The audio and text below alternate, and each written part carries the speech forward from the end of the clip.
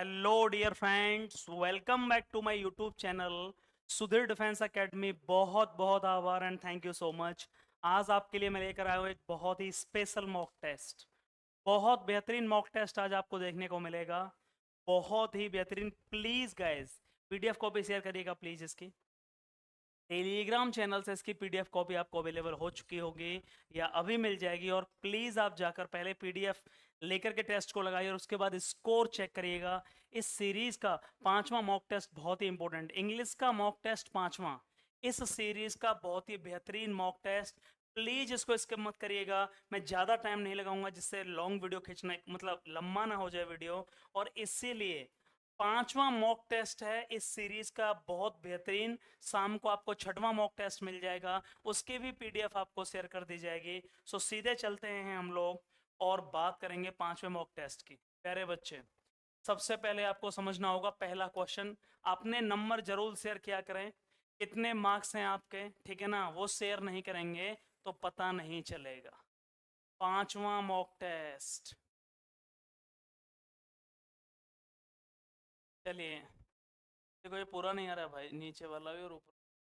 Join our Telegram channel को जरूर join करना है। पहला क्वेश्चन स्क्रीन पर आपके सामने, पहला क्वेश्चन स्क्रीन। 10 सेकंड का समय सभी के लिए। Identify the incorrect part. एक क्वेश्चन दिया गया है, you have to identify the error if this sentence has mango the most unique fruit is available in India in plenty. फटाफट से बताइए भाई क्या होगा, जल्दी। Mango, identify the incorrect part. Mango the most unique fruit is available. आम जो सबसे यूनिक फ्रूट है इंडिया में, वो अवेलेबल है प्रचुर मात्रा में। इन प्लेंटी का मतलब होता है पर्याप्त मात्रा में। फटाफट से बताइए एरर क्या है इसमें। 10 सेकंड का समय। कुछ ऐसे इंग्लिश में एडजेक्टिव हैं, कुछ ऐसे एडजेक्टिव हैं जो ऑलरेडी अपने आप में एब्सोल्यूट हैं। मतलब एडजेक्टिव की 3 डिग्री होती हैं, पॉजिटिव डिग्री, दूसरी होती है कंपैरेटिव डिग्री, और तीसरी होती है सुपरलेटिव डिग्री। बिल्कुल ठीक है। जैसे मैं बात करूंगा, गुड एक एडजेक्टिव है, इसकी कंपैरेटिव डिग्री होती है बेटर, BETTER, और इसकी सुपरलेटिव डिग्री होती है बेस्ट। लेकिन कुछ ऐसे एडजेक्टिव हैं, कुछ ऐसे एडजेक्टिव हैं जो केवल पॉजिटिव डिग्री में ही यूज किए जाते हैं। मैंने एक बात कही, यूनिक। यूनिक अपने आप में एक ऐसा वर्ड है जो अपने आप में पूरा कंप्लीटनेस को दर्शाता है, कंप्लीटनेस को दर्शाता है, परफेक्टनेस को दर्शाता है। यूनिक एक एडजेक्टिव और एक ऐसा एडजेक्टिव है जो केवल पॉजिटिव डिग्री में ही यूज हो सकता है, पॉजिटिव डिग्री में ही। ना इसकी कंपैरेटिव डिग्री बनेगी मोर यूनिक, ना ही इसकी सुपरलेटिव डिग्री बनेगी मोस्ट यूनिक, क्योंकि अपने आप में परफेक्ट है, अपने आप में एब्सोल्यूट है। और इसीलिए इससे पहले कभी कोई भी इसका कंपैरेटिव और सुपरलेटिव डिग्री नहीं बनेगी। यूनिक केवल और केवल पॉजिटिव डिग्री की तरह यूज किया जाता है, और इसीलिए यहाँ यूनिक से पहले मोस्ट का आना या द मोस्ट का आना है। Mango the unique fruit is available in India, और इसलिए इससे पहले मोस्ट नहीं आ सकती। किस पार्ट में गलती है, पहले पार्ट में गलती है। यूनिक से पहले कभी ना मोर आएगी ना मोस्ट आएगी। यूनिक एक ऐसा एडजेक्टिव है जो अपने आप में ऑलरेडी 100%नेस को दिखाता है, परफेक्टनेस को दिखाता है, एब्सोल्यूटनेस को दिखाता है। और इसलिए ऐसे एडजेक्टिव, ऐसे वर्ड जो यूनिकनेस या फिर परफेक्टनेस को शो करते हैं, वो ना कभी कंपैरेटिव डिग्री ना पॉजिटिव डिग्री, वो केवल सॉरी ना कभी कंपैरेटिव डिग्री ना सुपरलेटिव डिग्री, केवल पॉजिटिव डिग्री की तरह यूज होते हैं। और इसलिए इससे पहले मोस्ट का ना सुपरफ्लुअस है, जरूरत से ज्यादा है, कोई जरूरत नहीं है इसके। और इसलिए ए पार्ट में एरर है, ए पार्ट में एरर है भाई। सेकंड क्वेश्चन स्क्रीन पर आपके सामने, सेकंड क्वेश्चन स्क्रीन पर, फटाफट से बताइए भाई। बहुत अच्छा क्वेश्चन है आर्टिकल का। Fill in the blanks with correct article. Fill in the blanks, 4 जगह खाली हैं, 1 2 3 एंड 4, 5 में, और 5 में आपको आर्टिकल लगाना है। कितना आसान है, तो बहुत आसान है यार। आप यहाँ से कैसे लगाएंगे, ये बात मुझे पता है। हिमालय से एक नाम है, ठीक है ना, पर्वत श्रृंखला का नाम है, पर्वत का नाम है, इसलिए उससे पहले दा आती है, ये बात पता है। लास्ट में दा आनी है, लास्ट में दा आनी है, हिमालय से पहले दा आ रहा है। किस किस में दा आ रही है लास्ट में, इसमें और इसमें। तो बी और ये ऑप्शन तो हो ही नहीं सकते, बी और डी तो हो ही नहीं सकते, बी और डी तो हो ही नहीं सकते, ये कंफर्म हो गया। ना तो बी होगा ना डी होगा। हिमालय से पहले आर्टिकल आएगा द, और इसलिए इसमें लास्ट में आ रहे हैं ए, तो ये तो हो नहीं सकते। ए और सी ऑप्शन बचते हैं, किसी एक को और ढूंढ लीजिए। आई वेंट हिल्स, हिल चोटियों, इनसे पहले भी दा का प्रयोग होता है, शुरुआत में भी दा आएगी। यहाँ भी दा आ रही है, यहाँ भी दा आ रही है, बिल्कुल ठीक है। आगे चलते हैं। आई वेंट टू, मैं हिल्स पर गया, इससे पहले दा आएगी, ठीक है ना। मैं हिल पर गया, I went to the hill, hill से पहले आर्टिकल दा का प्रयोग होगा, यहाँ पर दा आएगी शुरुआत में। हॉलीडे, कुछ दिनों के, फॉर अ हॉलीडेज या for the holidays. I went to the hills for, बताइए फटाफट से, फॉर अ हॉलीडे। हॉलीडेज नहीं होगा, यहाँ हॉलीडे है भाई, देखिए एक बार कंफर्म करिए इसको। हॉलीडेज है कि हॉलीडे है? I went to the hills for a holiday, यहाँ हॉलीडे है, ये करेक्ट गलत हुआ है कुछ, हॉलीडेज नहीं है। I visited lands down, lands down small town है, एक स्मॉल टाउन है, लैंड्स डाउन का नाम है, एक स्मॉल टाउन की बात हो रही है, एक स्मॉल टाउन है, यहाँ ए आएगी। And on the slope, on the slope of the Himalayas, शुरुआत में दा आएगा, उसके बाद ए आएगा, दा के बाद में ए आएगा, यहाँ दा के बाद में दा आ रहा है। ऑप्शन कौन सा सही हो जाएगा? A is the right answer. Option कौन सा सही हो जाएगा? A is the right answer. I went to the hills for a holiday, I visited Lansdowne, a small hill town on the slope of the Himalayas. Holidays नहीं है, typing की गलती, holiday है केवल। मैं एक दिन छुट्टी पर हिल्स पर घूमने गया, मैंने वहाँ लैंसडाउन, एक जो कि एक छोटा सा शहर है, टाउन है, और वो किस पर है? हिमालय की एक चोटी पर है उतरते हुए। आंसर हुआ ए इज द राइट आंसर, कोई डाउट नहीं है इसमें, बिल्कुल ठीक है। तीसरा क्वेश्चन, तीसरा question, identify the synonyms of the given word. Identify the synonyms बताएं। इनेब्रिएट, जल्दी बताइए इनेब्रिएट क्या होता है भाई? इनेब्रिएट एक वर्ब है, मैं यहाँ पर हिंट दे देता हूँ, एक वर्ब है इनेब्रिएट। इनेब्रिएट एक वर्ब है, a person who drinks too much. A person कोई भी व्यक्ति, कोई भी जो ज्यादा पीता है, a person who drinks too much. A person who drinks too much, कोई भी व्यक्ति जो ज्यादा पीता है, ठीक है ना। जो अल्कोहल वगैरह का ज्यादा सेवन करता है ना, इनेब्रिएट कहते हैं उसको, पियक्कड़ कह सकते हो आप। अ पर्सन हु ड्रिंक्स और a person who is a drunkard, जो बहुत बड़ा पैक्कर है, ड्रंकार्ड है, उसको क्या कहते हैं? उसको कहते हैं इनेब्रिएट। सिनोनिम्स बताना है, सिनोनिम्स का मतलब हो गया समानार्थी, पर्यायवाची।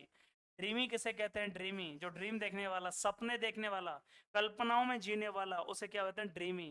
विचारों में डूबा हुआ, विचार मग्न, ठीक है ना, विचार मग्न। पेंसिव आपने सुना होगा, पेंसिव, थॉटफुल, ठीक है ना, THOUGHT, थॉटफुल, विचार मग्न, ये क्या होगा? ये ड्रीमी होगा, ये आंसर होगा नहीं। ड्रीमी, थॉटफुल, ठीक है ना, विचारों में डूबा हुआ, ड्रीमी एक एडजेक्टिव है, स्टूपिफाइड भी एक एडजेक्टिव है, अनस्टडी एक एडजेक्टिव है, और ड्रंकन और ड्रंकार्ड भी एक एडजेक्टिव है। इनेब्रिएट एक वर्ब है, सो पेंसिव या थॉटफुल, ड्रीमी होगा नहीं। स्टूपिफाइड, स्टूपिफाइड किसे कहते हैं बताइए भाई? स्टूपिफाइड, फटाफट से बताओ जल्दी, स्टूपिफाइड किसे कहते हैं? स्टूपिफाइड का मतलब होता है प्यारे बच्चे, बहुत ज्यादा भौचक्का, मतलब अचानक, स्टनिंग, STUNNING, स्टनिंग, आश्चर्यचकित, शॉकिंग, कहते ना शॉकिंग, डरावना, ठीक है, शॉकिंग रिजल्ट है, ठीक है। अमेज्ड, AMAZED, आश्चर्य, भौचक्का रह जाना। स्टूपिफाइड, अनस्टडी, स्टडी माने कोई चीज स्थिर हो, स्टेबल, अनस्टडी माने अनस्टेबल, जो अनस्टेबल है, एक जगह पर नहीं रुक सकता, अनस्टेबल को बोलते हैं अनस्टडी। अनस्टडी का मतलब हुआ प्यारे बच्चे अनस्टेबल, स्टडी मतलब स्थिर, ठीक है ना, परमानेंट, अनस्टडी मतलब अस्थिर, ठीक है, टेम्परेरी, अनस्टेबल। और ड्रंकन मतलब पीने वाला, ड्रंकार्ड, पियक्कड़, ड्रंकार्ड, DRUNKARD, ड्रंकार्ड, पीने वाला। इसका सिनोनिम्स क्या होगा? इनेब्रिएट, जो ज्यादा पीता है, आंसर हो जाएगा drunken is the right answer. D is the right answer, D is the right answer। अगला क्वेश्चन स्क्रीन पर, फोर्थ क्वेश्चन, प्लीज फटाफट से बताइए, अपने नंबर जरूर शेयर करिएगा। टेलीग्राम चैनल को ज्वाइन कर सकते हैं, और पहली बार जो बच्चे देख रहे हैं, प्लीज चैनल को सब्सक्राइब कर लीजिए। 100 मोस्ट इंपोर्टेंट सीरीज में एग्जाम से पहले करा दूंगा, मोस्ट इंपोर्टेंट, बहुत कुछ सीखने को मिलेगा। चौथा क्वेश्चन बताइए, ही is ignorant, he is ignorant, फटाफट से बताओ भाई। इग्नोरेंट एक एडजेक्टिव है, प्रीपोजिशन लगाना है। इग्नोरेंट एक एडजेक्टिव है, लिख लेना नहीं पता हो तो। इग्नोरेंट एक एडजेक्टिव है और इसके साथ लगाना है, वो पूरी तरह से इग्नोरेंट मतलब अनजान था, अनभिज्ञ था। What he pretends to know, वो जानने का एक्चुअली में जो भी प्रिटेंड बहाना कर रहा था या जो भी मतलब बच रहा था उससे पूरी तरीके से वो अनजान था। ही इज इग्नोरेंट। इग्नोरेंट के साथ फिक्स प्रीपोजिशन लिख लीजिए, कभी भी आपको इग्नोरेंट दिखे और उसके साथ प्रीपोजिशन हो तो इग्नोरेंट ऑफ का मतलब होता है से अनजान, से अनजान, किसी चीज से अनजान होना, अनभिज्ञ होना, अननोन होना। फिक्स प्रीपोजिशन है, आंख बंद करके आपको ऑफ लगाने हैं। फिक्स प्रीपोजिशन है, आंख बंद करके आपको ओ एफ लगाने हैं। He is ignorant of what he pretends to. Ignorance के साथ अलग आता है। इग्नोरेंस एक नाउन है, लिख लेना नहीं बताओ तो। इग्नोरेंस शब्दों का पार्ट ऑफ स्पीच जानना बहुत जरूरी है। इग्नोरेंस, ANCER, इग्नोरेंस एक नाउन है। इग्नोरेंस एक नाउन है, इग्नोरेंट एक एडजेक्टिव है। इग्नोरेंट के साथ फिक्स प्रीपोजिशन ऑफ का प्रयोग होगा हमेशा, किसी चीज से अनजान या अनभिज्ञ होना। अगला क्वेश्चन स्क्रीन पर आपके सामने। He said to me, उसने मुझसे कहा। He said to me indirect speech, option सही हो जाएगा।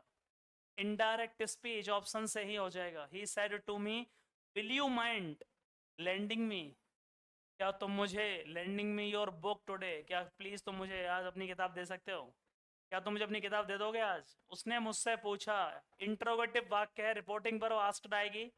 और टुडे को देख लो किस में चेंज हुआ है, टुडे से दैट डे में चेंज होता है, तो यहाँ यस्टरडे ये ऑप्शन होगा नहीं। ये दैट डे लिखा हुआ है, यहाँ ये ऑप्शन होगा नहीं। टुडे कभी यस्टरडे में चेंज नहीं होता इनडायरेक्ट बनाते समय, और इसलिए ये ऑप्शन होगा नहीं। ठीक है। दूसरा, टुडे दैट डे में चेंज है, बिल्कुल ठीक है। यहाँ टुडे को टुडे में लिख दिया गया, ये भी गलत है, ये भी गलत है। टुडे चेंज होगा दैट डे में। दो ऑप्शन है यहाँ, दैट डे और यहाँ दैट डे।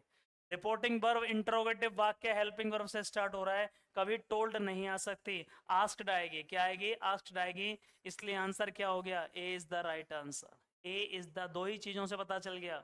इंट्रोगेटिव वाक्य में रिपोर्टिंग वर्ब आस्क्ड में होती है, यहाँ सेड, टोल्ड और आस्क्ड, ध्यान रखिए। ये हो नहीं सकता। टुडे को टुडे लिखा गया इसलिए दैट डे में होगा। यहाँ क्लियर हो गया, पूरा जरूरत ही नहीं देखने की आपको। आगे बढ़ते हैं। छठवां क्वेश्चन स्क्रीन पर आपके सामने। छठवां क्वेश्चन, सेंड और ब्रिंग समबडी, किसी को भेजना वापस उसके देश में, क्या कहलाता है एक वर्ड में? One word substitution. असाइलम किसे कहते हैं पहले बताओ? किसी को शरण देना, असाइलम का मतलब है, नाउन है, किसी को शेल्टर देना, किसी को शेल्टर देना, शरण देना। गवर्नमेंट के द्वारा दी जाने वाली कोई भी ऐसी शेल्टर, जब किसी व्यक्ति लड़ाई झगड़ा किसी देश में हो गया और वहां के लोगों को शेल्टर देना, उसे असाइलम कहा जाता है। ध्यान रखिएगा, आश्रय को बोलते हैं असाइलम। रिफ्यूज का मतलब भी क्या होता है? एक सेफ प्लेस। रिफ्यूजी होते हैं शरणार्थी। सपोज करो किसी देश में हंगामा हुआ, बांग्लादेश वगैरह में, वहाँ के लोग लड़ाई के कारण हमारे देश में आ गए, उनको सरकार क्या देगी? असाइलम भी सही है। और रिफ्यूज, रिफ्यूजी वो लोग रिफ्यूजी कहलाएंगे, और यहाँ लेकर के यहाँ आकर के वो क्या लेंगे? रिफ्यूज। उनके लिए सेफ प्लेस होगा हमारा देश, रिफ्यूज कहलाएगा। असाइलम और रिफ्यूज का लगभग मीनिंग सेम है। एंड रिपार्टी, रिपेट्रिएट, किसी को क्या करना? रिपाट्रिएट का मतलब हो गया किसी की स्वदेश वापसी कराना। रिपाट्रिएट का मतलब हो गया किसी को उसके देश में भेजना, स्वदेश वापसी, किसी को उसके देश में भेजना किसी भी रीजन से। सेंड और bring somebody back to his own country. Repatriate प्यारे बच्चे तब यूज होता है जब कोई भी या तो गलती से किसी दूसरे देश में चला गया, फिर दोबारा उसी देश में उसको लौटाना, गवर्नमेंट से कोलेबोरेशन करके, उसकी गवर्नमेंट से वहां कांटेक्ट करके, उसी को रिपाट्रिएट कहते हैं। और यही पूछा गया, सेंड और ब्रिंग समबडी, किसी को भेजना वापस उसके देश में, चाहे वो सैनिक हो, चाहे वो मछुआरा हो, चाहे वो कोई भी हो। रिपाट्रिएट बोलते हैं स्वदेश वापसी कराना किसी की। और इमिग्रेट किसे कहते हैं? एक देश से दूसरे देश में परमानेंटली सेटल हो जाना, ठीक है ना, settle down from one country to another country. Immigrate एक वर्ब है। इमिग्रेट का मतलब क्या होता है? डिपार्ट फ्रॉम अ प्लेस, एक देश से डिपार्ट फ्रॉम अ प्लेस, एक जगह से depart to the another country और अनदर प्लेस, एक देश से दूसरे देश में जाकर बस जाना, इमिग्रेंट कहलाते हैं वो लोग। और इस प्रोसेस को इमिग्रेट कहते हैं, इस प्रोसेस को क्या कहते हैं? इमिग्रेशन और इमिग्रेट कहा जाता है। आंसर क्या हुआ? रिपार्ट्रिएट, किसी को देश वापसी भेजना, यही सही आंसर होगा। C is the right answer. अगला question, he is an heir to the throne. Heir दो होते हैं, ध्यान रखिए, एक होता है हेयर, HAIR, देखो सर ये दिख रहा है कि नहीं? ये दिख रहा है। और एक होता है HEIR, ये हेयर है, हेयर, हिंदी में लिखूं तो हेयर, बाल, और ये एयर है, एयर, उत्तराधिकारी, दोनों में अंतर है। हेयर से पहले आर्टिकल, एन हेयर नहीं होगा, आएगा या दा आएगा, ठीक है। और हेयर अनकाउंटेबल नाउन है, इसलिए आर्टिकल का प्रयोग अक्सर करके नहीं होता है। और ये एयर है, और उत्तराधिकारी से पहले क्योंकि आ से शुरुआत हो रही है, ए से, इसलिए एन एयर आएगा। वोवेल साउंड आएगी इनका प्रोनाउंसिएशन करते समय। तो एयर का मतलब क्या होता है? एयर का मतलब होता है उत्तराधिकारी, सक्सेसर। मेरे जन्म के बाद मेरा बेटा मेरा क्या होगा? एन एयर होगा, उत्तराधिकारी होगा, किसी चीज को पाने का हकदार होगा। तो यहाँ आर्टिकल बताना है तो एयर से पहले आर्टिकल हमेशा क्या आता है? लिख लीजिए एन के ए, एन एयर आएगा। जब हम इसका प्रोनाउंसिएशन करेंगे तो वोवेल साउंड आ रही है, किसी भी वर्ड का इंग्लिश में प्रोनाउंसिएशन करने पर तो वोवेल साउंड आती है, तो एन का प्रयोग करेंगे। और या तो कॉन्सोनेंट साउंड आती है तो ए का प्रयोग करेंगे, ठीक है ना। He is an heir to the throne, वो अपने सिंहासन का क्या होगा? उत्तराधिकारी बनने लायक है। और हेयर होती है तो नो आर्टिकल अनकाउंटेबल नाउन है, गिन नहीं सकते, उसके इसमें ये और इनका बहुत कम यूज होगा, हेयर से पहले दा लगा दिया जाता है कई बार। प्यारे बच्चे, अगला क्वेश्चन स्क्रीन पर, the entire blame for crime, जो भी अपराध हुआ है उसका पूरा जो ब्लेम लगाया जा रहा है, द एंटायर ब्लेम, जो भी बताया जा रहा है, जो आरोप लगाए जा रहे हैं, द पूरा can not be laid at the doors of the state, उसकी जिम्मेदारी राज्य के ऊपर नहीं डाली जा सकते, राज्य के कर्मचारियों के ऊपर नहीं डाली जा सकती। जितना भी क्राइम अपराध हुआ है उसकी पूरी जिम्मेदारी नहीं डाली जा सकती। ये पैसिव वॉइस में कहा जा रहा है, मतलब कैन नॉट के साथ यहाँ पर बी आ रहा है, इसका मतलब ये पैसिव है। किसी के द्वारा कोई काम किया जाए उसे पैसे बोलते हैं, जब सब्जेक्ट उस काम को करने में समर्थ ना हो उसे पैसे बोलते हैं। कैन नॉट के साथ बी किसी भी एक ही कंडीशन में आ सकता है, वो आता है पैसिव में। गलती पूछी गई है कि इसमें गलती क्या है? बहुत सिंपल गलती है। यहाँ जो लेड आ रहा है LED, LED, देखो एक वर्ब होती है उसका नाम होता है LA भाई, ले।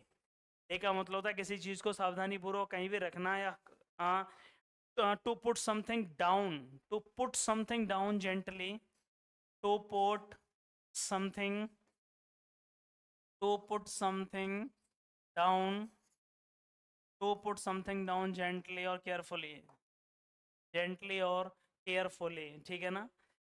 पूरा जो अपराध है उसकी पूरा जो ब्लेम है, आरोप है, उसे किस पर नहीं लगा सकते? कैन नॉट बी लेड, बहुत सिंपल है। यहाँ पैसिव है, पैसिव के साथ वर्ब की थर्ड फॉर्म आती है, ये थर्ड फॉर्म नहीं है। वर्ब की थर्ड फॉर्म क्या होती है? LALAY की थर्ड फॉर्म क्या होगी? LAID, ये सेकेंड फॉर्म, और थर्ड फॉर्म LAID, याद रखिएगा। तो यहाँ पर B LED हो गया, BLAID एट द डोर्स होगी, laid LAID, be laid at the doors, याद रखिए, A is the right answer. बहुत सिंपल तरीका है। लेड थर्ड फॉर्म है, लेड टू डालना किसी पर, इम्पोज करना, लेड टू हम नहीं डाल सकते, पूरी जिम्मेदारी स्टेट गवर्नमेंट के ऊपर। लेड टू आएगा, वर्ब की थर्ड फॉर्म आएगी, ले, और ले की सेकंड और थर्ड फॉर्म है लेड एंड लेड, ठीक है ना। सो इसीलिए यहाँ पे गलत है LED, और इसलिए यहाँ पे क्या गलती है? केवल सेंटेंस इंप्रूवमेंट में यहाँ LAID आएगा। क्या आएगा? LAID। क्लियर हुआ या नहीं हुआ? पैसे बॉयज है ये। 9वां क्वेश्चन स्क्रीन पर आपके सामने है, 9वां क्वेश्चन, वॉइस बहुत इंपॉर्टेंट है। एक्टिव एंड पैसिव वॉइस, फटाफट से बताइए जल्दी। Our army had been defeated, had के बाद बीन आ रही है, वर्ब की थर्ड फॉर्म, ये पैसिव है, इसका एक्टिव बनाना है। चेंज द बॉयज, हमारी आर्मी को हरा दिया गया था, किसके द्वारा? इसके द्वारा। तो जिसने हराया होगा वो दुश्मनी होगा, इसमें छुपा हुआ है। सब्जेक्ट को ढूंढना पड़ेगा जो छुपा हुआ है। सब्जेक्ट निकल के आया था एनिमी। जब ये पास्ट परफेक्ट का पैसिव है तो नॉर्मल इसे पास्ट परफेक्ट बना दो, हैड बीन चेंज हो जाएगा केवल हैड में, डिफीटेड अपनी जगह पर रखेगा। The enemy had defeated our army, our army एक सब्जेक्ट है और ये पीछे पहुंच जाएगा। ये पैसिव नहीं बनाना है, इसका एक्टिव बनाना है। ऑलरेडी ये पैसिव है, हैड बीन के साथ वर्ब की थर्ड फॉर्म आ रही है, मतलब ये परफेक्ट का पैसिव है। परफेक्ट के पैसिव में हेड के साथ बीन लग जाती है और वर्ब की थर्ड फॉर्म आ जाती है, और इसीलिए इसका एक्टिव बनाना ढूंढना पड़ेगा। हमारी आर्मी को हरा दिया गया था, तो दुश्मनों ने हमारी आर्मी को हरा दिया। The enemies had defeated our army. D is the right answer. D is the right answer. D is the right answer. आगे चलते हैं, 10वां question. I prevailed him to contest the election. मैं उसे चुनावों में भाग लेने के लिए उस पर जोर डालता रहा, मनाता रहा। किसी से क्या करना? किसी को टू कन्विंस, किसी को मनाना, राजी करना, to convince somebody, to convince somebody to do something, to do something. किसी को किसी काम के लिए राजी करना या मनाना जिसमें कि वो इंटरेस्टेड नहीं हो। किसी व्यक्ति विशेष को, किसी भी व्यक्ति या चीज को, उस चीज को मनाना, किसी को राजी करना, एक्चुअली जो काम करने में वो राजी ना हो। याद रखिएगा, ये बहुत लिखना जरूरी है। आंख बंद करके लिख लो। प्रीवेल्ड कहीं दिख जाए बर, उसके साथ फिक्स प्रीपोजिशन ऑन आता है। प्रीवेल्ड ऑन का मतलब टू परसुएड, किसी को राजी करना, PURSUADE, टू परसुएड समबडी, किसी को राजी करना, किसी काम को करने के लिए, to do something that was not interested. ठीक है ना, जो उस काम में इंटरेस्टेड नहीं था, प्रीवेल्ड ऑन आएगा।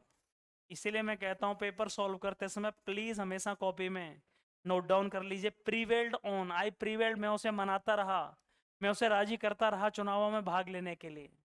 Prevailed on fixed preposition. 11वां क्वेश्चन स्क्रीन पर आपके सामने। Identify the meaning of the given items phrase. लोकोक्ति एंड मुहावरा एक क्वेश्चन आना ही है। आइटम्स एंड फ्रेजेस फटाफट से बताइए।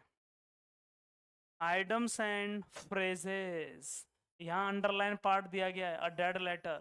पूछा गया क्या मतलब है इसका, बताइए। एक आइटम्स, इडियम्स एंड फ्रेजेस है। रिप्रेजेंटेटिव जो भी थे ऑफ द टू स्टेट्स, दो राज्यों के जो मुखिया थे, try to enforce a treaty, एक संधि करने की उन्होंने कोशिश करी। एक ऐसी संधि which was a dead letter. Dead letter, letter का मतलब यहाँ पता चल रहा है किसी रूल से, और डेड का मतलब एक ऐसा रूल या कोई कानून जो खत्म हो चुका है, टर्मिनेट हो चुका है। रूल दैट इज टर्मिनेटेड और that is out of, that is out of force. Out of force, एक ऐसा कानून जिसका कोई प्रभाव नहीं है, एक ऐसा कानून जिसको क्या कोई दिक्कत नहीं है, हटा दिया गया, एबॉलिश कर दिया गया, नहीं माना जाएगा। एक ऐसा कानून या कोई रूल जिसका क्या कोई यूज नहीं है, उसको खत्म कर दिया गया है, ऐसे कानून या रूल को क्या कहते हैं? डेड लेटर कहते हैं। नॉट वेल थॉट, ज्यादा नहीं है सोचना, अच्छे से सोचने वाला नहीं होना चाहिए, गलत। नो लॉन्गर इन फोर्स, बिल्कुल सही है। कोई भी ऐसा रूल, कोई भी कानून जो खत्म हो चुका है, नो लॉन्गर इन फोर्स, उसे बोलते हैं डेड लेटर। केवल ये डेड लेटर के बराबर है। मरे हुए एक डेड लेटर का मतलब एक ऐसा पत्र जिसका कोई महत्व नहीं है, क्योंकि उसका का कोई भी रूल या कोई भी नियम नहीं है, और इसीलिए डेड लेटर का मतलब होता है कोई भी चीज जो यूज में, नो लॉन्गर इन फोर्स, अब वो यूज में नहीं रही है, उसका कोई यूज नहीं है, टर्मिनेट कर दिया गया है। 12वां क्वेश्चन स्क्रीन पर आपके सामने। 12वां question, fill in the blanks. Chairman is बीमार था and we will have to, और हमें कुछ फ्यू डेज के लिए मीटिंग को क्या करना पड़ेगा, बताइए। ये फ्रेजल वर्ब है। बहुत आसान क्वेश्चन, बहुत ही अच्छा क्वेश्चन, जल्दी बताइए। अर्थ से पता चल रहा है क्या आएगा, क्यों चेयरमैन बीमार है, और जैसे चेयरमैन बीमार है तो हमें कुछ दिनों के लिए मीटिंग को क्या करना पड़ेगा, ऑब्वियसली बात है, पोस्टपोन करना पड़ेगा, आगे बढ़ाना पड़ेगा किसी ड्यू डेट पर, आगे किसी डेट पर बढ़ाना पड़ेगा, ड्यू डेट पर। यहीं से पुट ऑन किसे कहते हैं पहले समझ लो। पुट ऑन का मतलब होता है कुछ भी पहनना, पुट ऑन। पुट ऑफ कोई मीनिंग नहीं होता। पुट अवे और पुट ऑफ किसे कहते हैं? PUT, to postpone, to postponed, किसी चीज को टाल देना लंबे समय के लिए, पुट ऑफ। और पुट अवे किसे कहते हैं बताइए। पुट अवे का मतलब जल्दी बताओ क्या होता है। आंसर क्या होगा इसका भाई, मुझे सभी बच्चों से चाहिए। आंसर क्या होगा इसका, जल्दी बताओ फटाफट से। फोटोन माने होता है पहनना, टू वियर।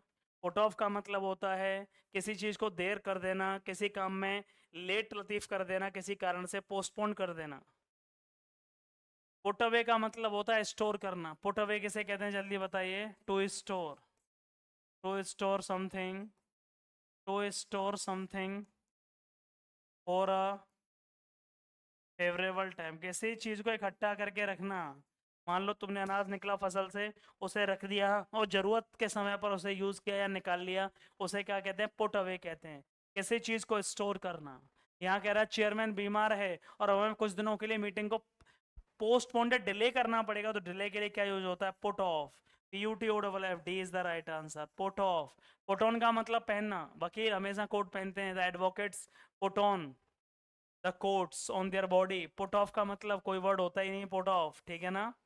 आगे चलते हैं, पुट अवे, स्टोर कर लेना, एक ऐसी चीज को स्टोर कर लेना जो आगे यूज होने वाली है, उसका आगे यूज है, उसको इकट्ठा कर लेना, उसको यूज के लिए इकट्ठा कर लेना। Something, to store something in an appropriate और यूजुअल प्लेस, एक अच्छी जगह पर किसी चीज को इकट्ठा या समाहित कर लेना जरूरत के लिए। 13वां क्वेश्चन, 12 का आंसर समझ गए, डी। 13 का आंसर मिनिएचर, मिनिएच्योर, बताओ मिनिच्योर क्या आंसर होगा इसका, फटाफट से बताइए। मिनिच्योर क्या आंसर होगा, फटाफट से बताइए। किसी चीज का छोटा रूप। मिनिच्योर किसे कहते हैं बताओ, एक नाउन है। मिनिच्योर क्या, फटाफट से बताइए भाई। मिनिच्योर एक नाउन है, TURAR है। मिनिच्योर एक नाउन है, किसी चीज के स्मॉल रूप को, किसी चीज के स्मॉल फॉर्म या स्मॉल कॉपी को, स्मॉल, किसी चीज के स्मॉल कॉपी, किसी चीज के छोटे रूप को, जो एक्चुअली बहुत बड़ी चीज है, उसका small copy of something which is much larger. Miniature किसी चीज का छोटा रूप, किसी चीज का छोटा रूप उसको मिनिच्योर कहा जाता है। इसका क्या बताना है, इसका अपोजिट बताना, एंटोनिम्स। लार्ज होगा नहीं, स्मॉल होगा। भाई उल्टा बताना है इसका, तो सिंपल बात है, सॉरी। एक मिनट, एक मिनट, एक मिनट, एक मिनट, देखो बहुत सिंपल है। इसका किसी चीज के छोटे रूप को मिनिच्योर कहते हैं, तो छोटे का अपोजिट क्या हो गया, बड़ा, लार्ज। इसलिए A is the right answer. Small होगा नहीं, हैवी माने भारी होता है, लीस्ट माने छोटे से छोटा, छोटे से छोटा, कम से कम छोटे से छोटा, लेट की superlative degree least, late, later, ला, लीस्ट, ठीक है ना। लार्ज, स्मॉल, हैवी क्या होगा, मिनिच्योर कहते हैं किसी चीज का छोटा रूप। एक्चुअली में रूप बहुत बड़ा है, पर किसी चीज का छोटा रूप है, स्मॉल कॉपी ऑफ एनीथिंग और something which is much larger, miniature कहा जाता है। तो इसका उल्टा क्या होगा, छोटा रूप का उल्टा बड़ा रूप, मतलब लार्ज हो गया, ठीक है ना। मिनिच्योर एक नाउन है, आंसर क्या होगा, A is the right answer. 14वां क्वेश्चन, 14वां क्वेश्चन, आइडेंटिफाई द सिनोनिम्स बताना, सिनोनिम्स। टेसिटर्निटी, ये भी नाउन है, पीछे ITY आ रहा है, noun. Taciturn, not talking too much, not talking too much, ये ऐसे बंदे जो इंट्रोवर्ट हैं, ज़्यादा नहीं बोलते, बहुत ज़्यादा बातें न करने वाला, बहुत ज़्यादा फालतू की बातें न करने वाला, टेसिटर्निटी कहते हैं। ये कैसी आदत है, अ प्रैक्टिस और a habit of not talking too much. बहुत ज़्यादा ये बंदे नहीं बोलते, चुप रहते हैं, शांत रहते हैं, क्या रहते हैं, शांत रहते हैं, शांति पसंद है, टेसिटर्निटी पसंद है इन्हें, शांति, क्वाइटनेस पसंद है, खामोशी। डम्बनेस होगा नहीं, क्यों, क्यों डम्बनेस माने गूंगा होता है, गूंगा, जो बोल नहीं पाता सही तरीके से, डमनेस कहा जाता है। चेंजेबलनेस, बदलाव, जो बदलते रहे अपने आप को, ये भी नहीं होगा। हेजिटेट, हिचकिचाहट होना, हेजिटेशन होना, ये भी नहीं होगा। रिजर्व, जो अपने आप को रिजर्व रखता है, बहुत ज़्यादा किसी से मतलब नहीं रखता। नॉट फ्रेंडली, टेसिटर्निटी का मतलब क्या हो गया, जो बहुत ज़्यादा नॉट फ्रेंडली है, किसी से बहुत ज़्यादा मिलनसार नहीं होता, जल्दी उसके दोस्त नहीं बनते, अकेला अकेला रहता है, इंट्रोवर्ट बंदा है, आप कह सकते हो उसको इंट्रोवर्ट, जो बहुत ज़्यादा किसी के साथ बातें शेयर नहीं करता, इंट्रोवर्ट। इसका सिनोनिम्स क्या होगा, रिजर्व, जो बहुत ही रिजर्व नेचर का, जो बहुत ही स्पेसिफिक एक रिजर्व नेचर है, उसको बोलते हैं टेसिटर्निटी। इसका सही आंसर होगा D is the right answer. 15वां क्वेश्चन का आंसर बताइए फटाफट से, बहुत अच्छा क्वेश्चन। मिस स्पेल्ड वर्ड बताइए, मिस स्पेल्ड वर्ड बताइए। Accommodation, guarantee, committee, bureaucracy. Bureaucracy कोई गलती दिख रही है? एक ऐसा शब्द बताओ जिसकी स्पेलिंग गलत हो इन चारों में से। ब्यूरोक्रेसी की स्पेलिंग सही है इसलिए आंसर नहीं हो सकता। कमेटी की स्पेलिंग सही है इसलिए आंसर नहीं हो सकता। कमेटी माने सभा, ब्यूरोक्रेसी माने तानाशाही, नौकर लोग जो होते हैं, ठीक है। गारंटी, गारंटी स्पेलिंग बिल्कुल सही है इसलिए आंसर नहीं होगा। एकोमोडेशन में 2 एम आते हैं, रहने का स्थान या निवास स्थान। निवास स्थान जहां आप रहते हो उसको अकोमोडेशन बोलते हैं। रहने की जगह जहां आप रहते हो रूम लेकर के कहीं भी कुछ भी, उसे क्या बोलते हैं? अकोमोडेशन बोलते हैं। ACCO सही स्पेलिंग क्या है? ACCO अकोमोडेशन माने निवास स्थान, रहने की जगह, या प्लेस वेयर, रेजिडेंशियल प्लेस, रहने की जगह को क्या बोलते हैं? अकोमोडेशन। इसकी स्पेलिंग गलत है, 2 एम आते हैं यहाँ पे, इसलिए यही आंसर होगा प्यारे बच्चे। 16वां क्वेश्चन स्क्रीन पर। Rearrange the jumbled sentences, rearrange करना है सेंटेंस को। PQRS, PQRS मिलाने हैं भाई, रीअरेंज करना है। फटाफट से बताओ आंसर क्या होगा। व्हेन ही ये दिया गया, यहां से शुरुआत हो रही है, व्हेन ही, यहां से शुरुआत हो रही है, व्हेन ही। अब देखो ही की डिड नॉट मीनिंग देखो इसका, वो नहीं जानता था, वो नर्वस था, जब उसने आवाज सुनी ही एंड कराई, रात में आवाज सुनी तो उसे पता नहीं था क्या करना चाहिए। आसान हो गया। सबसे पहले कहां से शुरुआत होगी? व्हेन ही, जब उसने क्या सुना सबसे पहले कहानी, व्हेन ही हर्ड, शुरुआत कहां से होगी? यार से। जब उसने सुना, ह्यू एंड क्राई माने शोरगुल, रात में आवाज सुनी, जब बहुत तेज आवाज सुनी उसने रात में तो वो डर गया। अरे भाई आवाज सुनने के बाद रात में डरा होगा। ही वॉज नर्वस, वो नर्वस हो गया। आर के बाद क्यों आएगा? ही वॉज नर्वस एंड, और अब वो नहीं जानता था, डिड नॉट नो, क्योंकि बाद में पी, अब वो नहीं जानता था कि क्या करना चाहिए, वॉट टू डू, उसके बाद में ऐसा आएगा। कितना सिंपल है। जब वह रात में उसने आवाज सुनी, कोई व्यक्ति है जो रात में उसने आवाज सुनी है, वो उसके बाद डर गया, नर्वस हो गया है और वो नहीं जानता है। ही डिड नॉट नो कि अब मुझे क्या करना चाहिए, रात में आवाज आ रही उल्टी सीधी। आंसर क्या हो जाएगा? शुरुआत में क्या होगी? शुरुआत में होगा व्हेन ही हर्ड, आर से शुरुआत होगी इसकी, RQPS, एक ही ऑप्शन है आर से शुरुआत वाला, इसलिए C is the right answer. C is the right answer. 17वां, ओहो पैसेज आ गया, 17, 18, 19, 20। पैसेज फटाफट से देखिए, बहुत अच्छा पैसेज है, पैसेज बहुत अच्छा है भाई। जल्दी बताइए, फटाफट से पढ़ लीजिए पैसेज को। दीज डेज, आजकल क्या हो रहा है? दीज डेज बहुत अच्छा पैसेज है। आजकल नॉट इवन, आजकल क्या है? आजकल नॉट इवन मैनी पॉलिटिशियंस, बहुत सारे पॉलिटिशियंस डिनाई, इस बात से ऐसा आग्रह नहीं, मना नहीं करते, मतलब वो सहमत हैं that the oceans are ill, हमारे समुद्रों की कंडीशन बहुत खराब है। Protecting the health of coastal waters, समुद्री किनारे जो पानी है, समुद्रों का पानी है, उसके स्वास्थ्य, उसको बचाना is now a matter of national policy in dozens of countries. कई सारे देशों में उनकी जो राष्ट्रीय नीतियां हैं उनमें ये चीज शामिल होती है कि हमें अपने कोस्टल एरिया के पानी को बचाना है, समुद्रों के पानी को प्रदूषित होने से बचाना है, इंक्लूडिंग द यूएस। यूएस भी उन देशों में शामिल है। जो संसार के लीडर हैं, वर्ल्ड लीडर्स आर बिगिनिंग, वो शुरुआत कर रहे हैं टू प्रिस्क्राइब, सलाह दे रहे हैं अ रिवॉल्यूशनरी रेमेडी, एक ऐसा क्रांतिकारी इलाज के बारे में बता रहे हैं, क्रांतिकारी एक उपचार बता रहे हैं जो क्या करेगा, that conservationist have been promoting, जो कि जल के लिए काम करने वाले कंजर्वेटिविस्ट हैं, संरक्षणवादी हैं, वो सालों से उसका प्रचार कर रहे हैं। और उसका नाम क्या है प्लानिंग का? कौन सी ऐसा मेथड है जिससे समुद्र के पानी को बचाया जा सकता है? Marine planning and zoning, marine planning and zoning, उस स्कीम का नाम है। मरीन प्लानिंग करनी पड़ेगी, समुद्री पानी के बारे में प्रॉपर प्लानिंग करनी पड़ेगी, किस एरिया से फिश कहाँ तैराई जानी चाहिए, किस एरिया से तुम क्या कर सकते हो, जोनिंग करनी पड़ेगी, उसके जोन डिवाइड करने पड़ेंगे।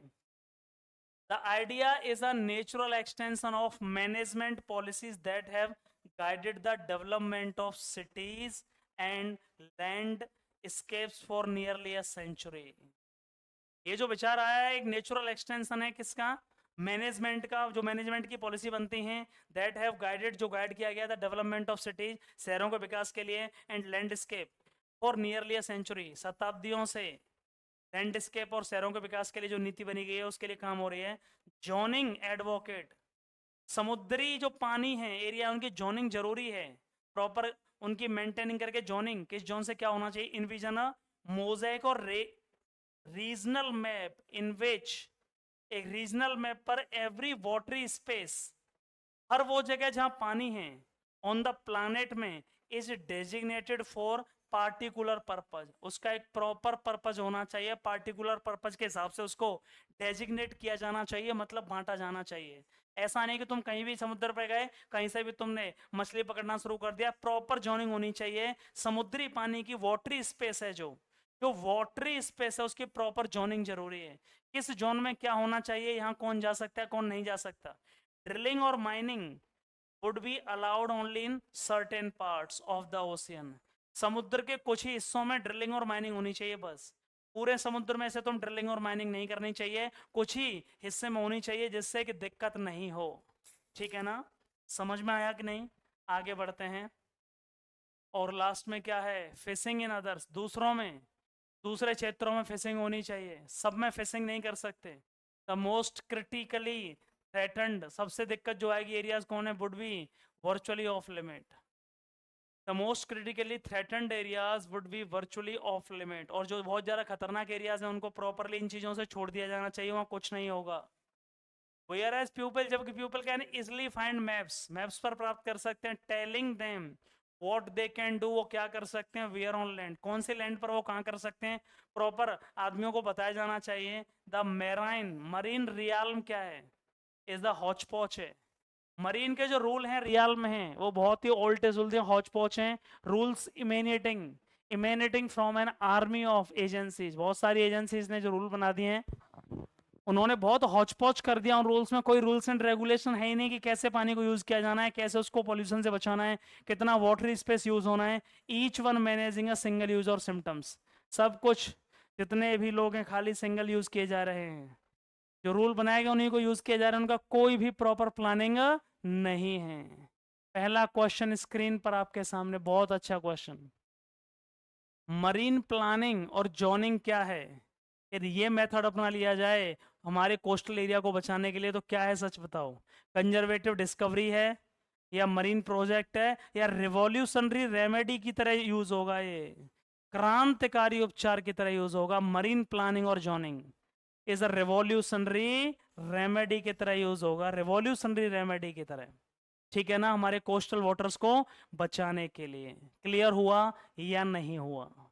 अगला क्वेश्चन, 18वां क्वेश्चन पैसेज का, दीज डेज आजकल क्या हो रहा है, ocean are not in good health, ocean का जो पानी है वो उतनी अच्छी अवस्था में नहीं है, उतना अच्छा नहीं रहा है, क्यों नहीं रहा है दीज डेज, ये बात कौन मानता है, एक पॉलिटिशियन, 5 पॉलिटिशियन, अधिकतर अधिकतर politician, most of the politician इस बात से सहमत हैं, शुरुआत में आया था पैसेज में, most of the politician these days are, वो सहमत हैं that the ocean are not in good health, अधिकतर हमारे राजनेता लोग सब सहमत हैं सभी देशों के कि भाई समुद्री जो वाटरी स्पेस है, कोस्टल एरियाज वाटर हैं, वो उतना अच्छा नहीं रहा है। 19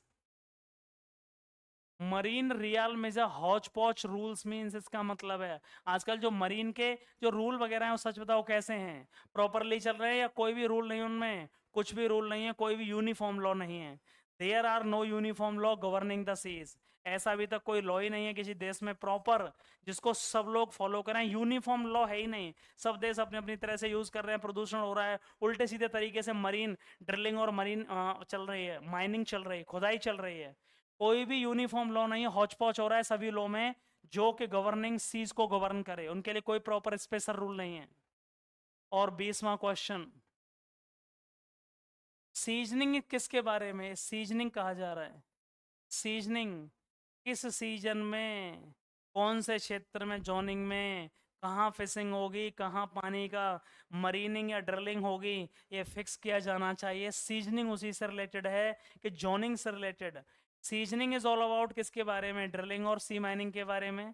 कंजर्विंग द एनवायरमेंट बिल्कुल नहीं, बैनिंग फिशिंग इन द सी बिल्कुल नहीं, डिवाइडिंग प्रॉपर तरीके से वाटरी स्पेस को डिवाइड करना किस पर्पज के लिए, फॉर स्पेसिफिक पर्पज के लिए। वाटरी जगह को कोस्टल एरियाज को डिवाइड करना, कहाँ फिशिंग होगी, कहाँ माइनिंग होगी, कहाँ ड्रिलिंग होगी, उसी को सीजनिंग कहा गया है। यहाँ पे डिवाइड करना पूरे वाटरी स्पेस को एक स्पेसिफिक पर्पज के लिए, उसको क्या कहा गया, उसको सीजनिंग कहा गया है। So this is the paper. ये क्या था, ये था आपका प्यारे बच्चे, क्या था ये था आपका पेपर। बहुत ही बेहतरीन पेपर, इसकी पीडीएफ कॉपी आपको टेलीग्राम चैनल में अवेलेबल हो जाएगी, ठीक है। इसकी पीडीएफ कॉपी कहाँ अवेलेबल है, टेलीग्राम चैनल में आपको अवेलेबल है। पीडीएफ कॉपी कहाँ अवेलेबल है, टेलीग्राम चैनल में। सो ये रहा आज का पेपर। कितने मार्क्स है प्लीज शेयर करिएगा सारे के सारे, और शाम को आपको एक और पेपर अवेलेबल हो जाएगा। Thank you so much and love you all.